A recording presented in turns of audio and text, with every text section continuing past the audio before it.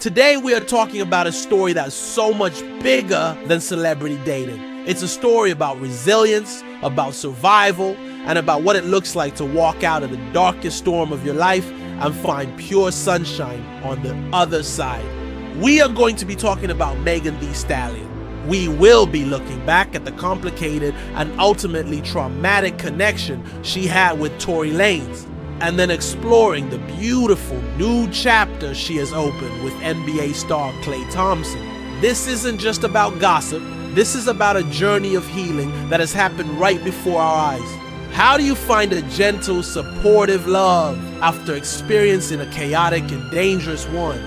Let's get into it. People, I want you to take a moment and think about the toughest period you've ever been through in your life. A time when you felt betrayed, hurt, and alone. Now imagine going through all of that with the entire world, watching, judging, and dissecting your every move. That is a fraction of what Megan Thee Stallion has endured over the past few years. Her story has been one of incredible highs, winning Grammys, topping charts, becoming a global icon, but it has also been marked by a deep and public pain, a pain that stems from a single night that changed the trajectory of her life forever. To truly understand the peace and happiness we see in her new relationship with Klay Thompson, we first have to understand the chaos and trauma of what came before it. We have to talk about her connection with Tory Lanez. Before the headlines, before the court case, Megan and Tory Lanez were friends. They were collaborators. They were two rising stars in the music industry who were often seen together, creating a palpable buzz. Their relationship wasn't a simple, publicly defined one. Court testimony would later reveal that they had an intimate, on-again, off-again relationship. But more than that, they were part of a tight-knit circle, a bubble. That circle also included Megan's then best friend, Kelsey Harris. The three of them were often inseparable. On the surface, it looked like a vibe. They were attending parties, making music, and living the kind of fast-paced life you'd expect from young, successful artists. It was a dynamic built on shared ambition, and it seemed genuine friendship. However, as testimony and reports would later reveal, beneath that surface, tensions were brewing. There were undercurrents of professional jealousy, insecurities, and arguments that hinted at a much more volatile connection than the public ever saw. This wasn't a fairy tale romance. It was an entanglement, a complicated bond that was about to reach a catastrophic breaking point. The night of July 12, 2020 is the pivotal moment in this story. Megan, Tory, and Kelsey attended a pool party at Kylie Jenner's home in Hollywood Hills. By all accounts, the party itself was just that, a party. But the events that unfolded in the SUV after they left would become the subject of a national conversation and a painful legal battle. According to the testimony given during the trial, an argument erupted in the vehicle. This wasn't just a simple disagreement, it was a heated, emotional fight. The subject matter allegedly revolved around their careers and personal relationships. It was revealed in court that Tory Lanez was upset that Megan's career was soaring, and he allegedly insulted her music and her team. Megan in turn told him he was only known because of his remixes of other artists' songs. It was a deeply personal and professional clash. The argument escalated to the point where Megan demanded to be let out of the car. She got out, and what happened next is the act that changed everything. As she was walking away from the vehicle, Tory Lanez from inside the SUV fired a handgun 5 times in her direction.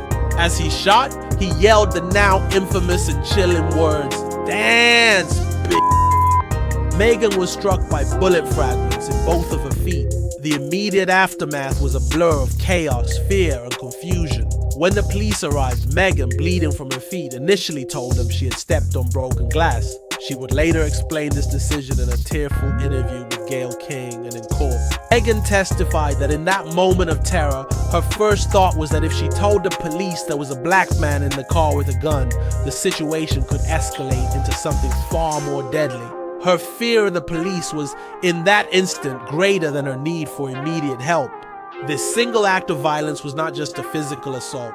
It was a profound betrayal by someone she was close to, and it set the stage for a second, even more public form of trauma. The physical wounds from the shooting were just the beginning of Megan's ordeal. What followed was a brutal and relentless trial in the court of public opinion. As she tried to process what happened, she was met with an onslaught of online harassment, conspiracy theories, and victim blame. People dissected her story, questioned her motives, and turned her pain into memes. The legal trial itself was a grueling process that forced her to relive her trauma on a public stage. But perhaps one of the most painful aspects of this entire saga was the breakdown of her friendship with Kelsey Harris. Kelsey, the other woman in the car and Megan's best friend, gave conflicting accounts of the night, and the friendship completely dissolved. So Megan wasn't just dealing with the betrayal of a romantic partner, she was also mourning the loss of the person she considered her closest confidant. She was, in many ways, completely alone. Throughout this period, we saw Megan trying to navigate her pain while maintaining her career. She penned a powerful op-ed for the New York Times titled, "Why I Speak Up for Black Women." She sat down for emotional interviews, breaking down in tears as she recounted the story. She was fighting not just for a legal conviction, but for her own truth, for her own sanity, in a world that seemed determined to misunderstand her. It was a period of immense darkness and isolation, a period that would make anyone question if they could ever trust or love again. After a storm passes, the sky doesn't just clear, the air feels different. It feels cleaner, it feels calmer. And for Megan Thee Stallion, her clear sky, her calm after the storm, has arrived in the form of Klay Thompson. The introduction of Klay into her public life felt like a collective exhale for everyone who had been rooting for her. Klay Thompson is, in many ways, the complete antithesis of the chaotic energy that defined her past. He's a four-time NBA champion, a superstar in his own right, but his public persona is one of effortless, cool, goofy humor and laid-back charm. He's Boat Klay, the guy who loves the ocean. He's the devoted dog dad to his famous bulldog, Rocco.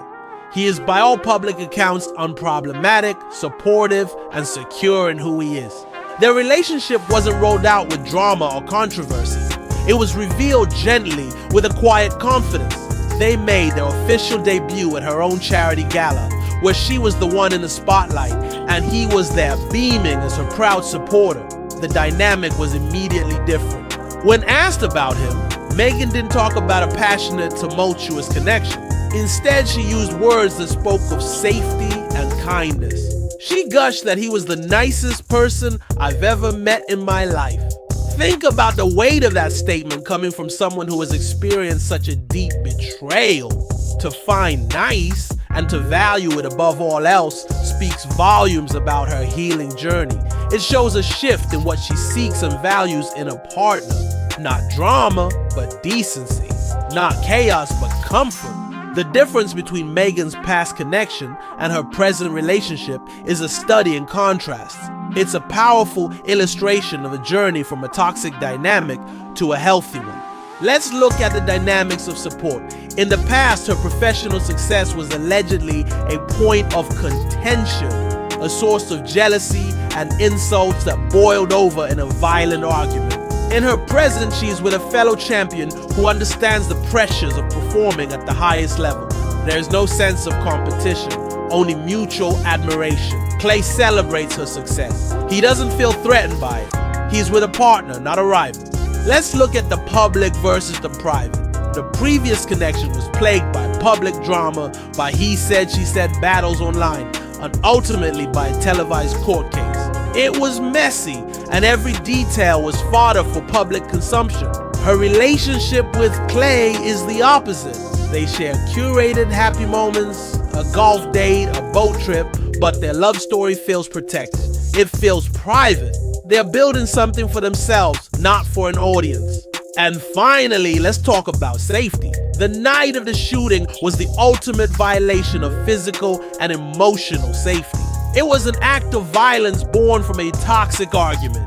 With Klay, the overwhelming feeling we get is one of peace and security. When he jokes that his golf game has improved since he's been in love, it's lighthearted and sweet. It speaks to a partnership that adds to his life, that brings him joy and luck. It is a relationship that feels like a safe harbor. Megan's new chapter isn't just about finding a new boyfriend. It's about her finding a partner who reflects the peace she has fought so hard to find within herself.